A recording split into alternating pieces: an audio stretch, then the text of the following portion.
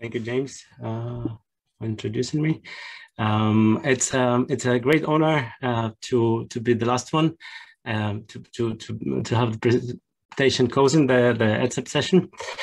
I will let me just share my screen. I hope it works.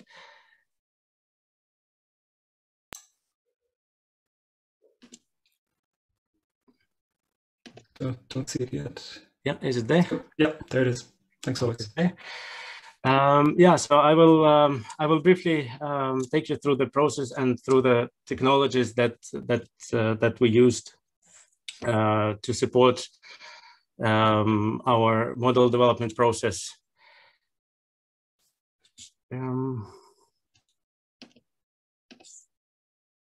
Yeah, so during my presentation, I'll try to give you insight or our take on the following questions. So basically, if you have several members of the team who are each responsible for their part of the model, how do you collaborate on the model efficiently and make sure that you don't lose time in trying to find out what went wrong? How do you get the model ready? Basically, how do you make the last push in order to make the model ready to be used for policy analysis? And also our take on how you could debug and analyze results efficiently. So basically taking into account the results of the whole model. Before I go into it, I'll just have a slide on the Times Island model. And it's a fairly standard national times model, which includes the whole energy system from energy supply to end use, with the number of end use sectors described and reflected in the model. It is a successor to the Irish times model that has been used for over a decade to inform the Irish policymaking. One of the highlights of the model is its flexible spatial and temporal resolution. So it's there by design. One can run it on a national or country level, and one can customize time slice resolution easily. So at the moment we're running it using 40 time slices per period, but also, for example, James made a variant which runs at an annual level. Then we had a quality control of the model, which was done through an external stakeholder review, as Andrew presented before me. And the model itself will be available open source together with a documentation paper. And already now you can check out the draft documentation paper using this URL. The model has been developed thanks to a number of contributors. Here's our development team. And unfortunately, we've lost 2 people recently. And the model itself the development of the model has been supported through a number of projects, as well as national projects and PhD projects. And the model development has benefited from support and input from the wider energy policy and modeling group at UCC and support from IFOSMA. So thanks to all of them. So let's go to the reflections and to the insights from the team development.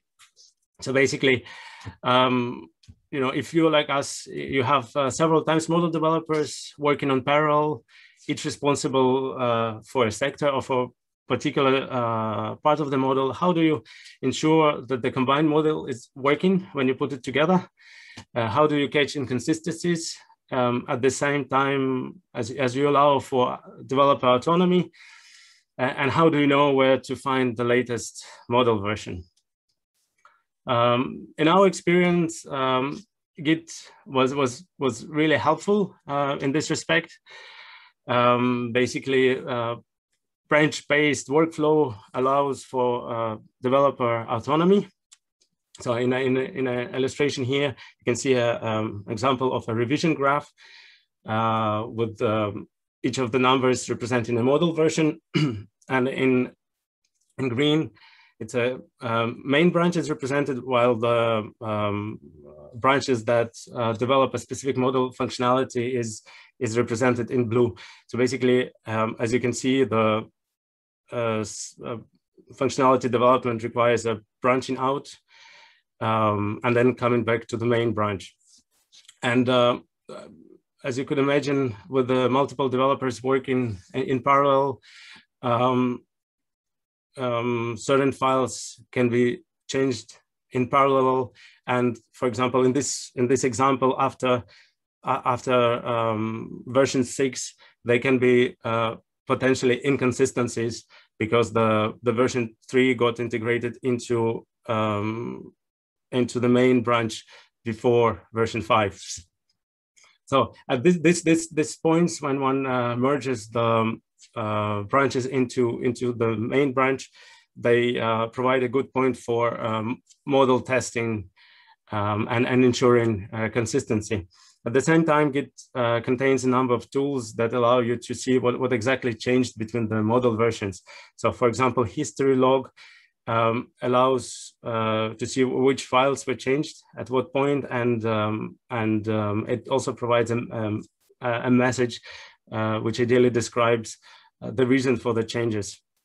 So a tool called git diff allows to compare two different model versions and see which files are different. So to any two model versions. And then additionally, tools like spreadsheet compare allow to show differences between Excel files. To provide some further illustration of this, I have the following two screenshots. So for example, this is Git diff tool that allows you to see which files were modified between two model versions. So you can see on this figure, 2 files were added and a number of files were modified. At the same time, Excel files, they are not very suitable for finding out the differences by standard means. However, there's a tool from Microsoft called Spreadsheets Compare, which allows you to compare 2 different Excel files and highlight the differences between them. And it's able to do a very comprehensive comparison and tell you what's the reason for differences, whether there are any structural differences in the files, like deleted sheets, or some formulas changed, or there's only formatting changes. Going to the next question, which is getting the model ready. In my experience, this happens quite often, where you feel that the model is almost ready, and you have that feeling for quite a while. So how do you make that last push to get the model ready for policy analysis? In our experience with team, switching from a waterfall development approach to agile has been the key. So basically, under the waterfall approach, you develop the model from start to finish according to some predefined specifications, and you assume that there is no uncertainty. So basically, all the information is there. You know how you want to design the model. You have all the data. Contrary to this, agile is more flexible, and it focuses on incremental changes to the model. Basically defining a number of deliverables that need to be done over a specified period of time. So with agile, we focused on getting a full model ready as quickly as possible, not necessarily an ideal model, not necessarily with all the sectors developed at the same level, but a working model and useful for some types of analysis. And then improving that model iteratively. And at the same time, as Andrew, for example, presented in his presentation before me, using it for an analysis. And this, in our experiences using Agile, allows responding to the evolving policy debates more flexibly and quickly. So one of the key elements of the Agile approach is sprints. And the sprints are predefined amount of time, for example, 2 weeks, during which the whole team is working on developing a predefined set of model functionality. And it requires complete dedication of team members during sprints. So it's basically, you can't really fit any other tasks during this time. And during the sprints, as you can imagine, because the model changes quite rapidly, model integration and testing becomes a full-time job. So for example, if you have a team member that is responsible for a certain sector, you can expect that he or she won't be able to do it as rapidly as others. And then also under such dynamic collaboration, regular communication is important. So in our case, for example, we had during a sprint, we would normally have a meeting in the morning and a meeting in the evening. And we would normally look at the results and see whether there are any problems during those meetings, as well as follow up on where we are in our tasks. And as you can imagine, sprints tend to be exhausting because you focus all your effort on getting things done. And in the academic setting, they can't be too frequent because normally PhD students or academic staff have other things to do as well. Let's go to results analysis. You don't have any more dummies. Results for particular sectors are looking fine. How do you make sure that the rest of the model is looking good? As well as an additional benefit, quickly get some charts for a presentation. In our case, making dashboards that show model results for the whole model really worked well. So this includes charts that show results on the system level, as well as some sector-specific results. Our approach has been based on Veda and Python. So basically, we have a number of Veda tables predefined in Veda. So now it's over 100. Then we use Veda's CSV batch export facility, and then run Python scripts on those CSV files. And then we combine it with the website template and deploy the resulting website to a CDN, content delivery network. There is an example of such a dashboard available under this URL. So the highlights of this approach, especially of using a CDN, is that one gets really high performance. So basically, by eliminating a web server and using a content delivery network, which has data centers all over the world, you basically make sure that all your team members or anyone you share the URL with have a very good user experience, because the files that are needed in order to display the graphs are downloaded fast. Olex, just 2 minutes left, okay? Thanks, James. And all the interaction then after the files are downloaded, it happens in the browser. So you get a very dynamic user experience. An added benefit is also that there is no web server to maintain.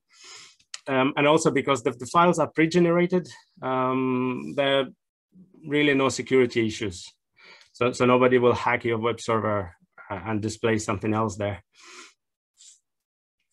So coming to conclusions, so basically in our experience, Git has been a great tool for facilitating a times model development.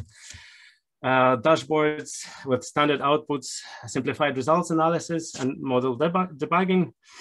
And sprints are great to get model ready. Thank you very much. If there are any questions, I'd be happy to answer them. Thanks very much, Alex. Thank you for catching us up and being very succinct. Again, if anybody has any questions, feel free to add them into the Q&A chat box at the bottom of your Zoom window.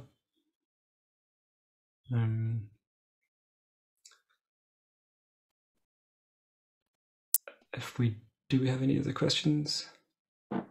The one thing that came to mind, Olex, combining how you've innovated Times model development in Marai and what Fred and Amit were talking about in the first presentation, is the integration of high performance computing with Git, with kind of collaboration in the cloud. It very much seems that, or I very much see the benefit of this kind of model development process was hugely innovative in what you brought to Mara, and I certainly learned a lot from it.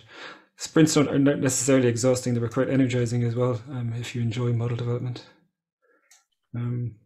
So have we any? If there's no final questions, I better maybe if I can comment also on what you mentioned regarding Fred's and Amit's presentation. Yeah. In general, I think it would be really great if one could, at the moment there is a lot happening with the GitHub platform, and with the automated testing and workflows in GitHub.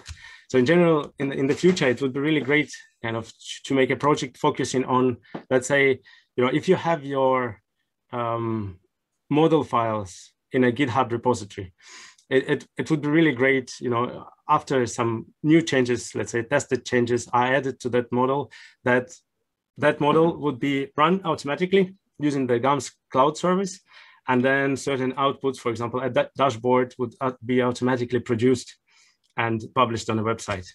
I think that would be kind of really great, and would simplify the need for clicks and things like that.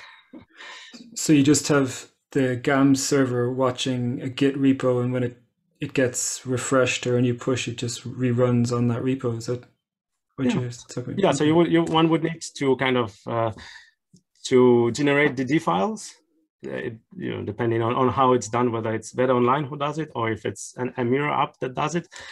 And then you would need to have a way to tell, okay, which of the files belong to a scenario.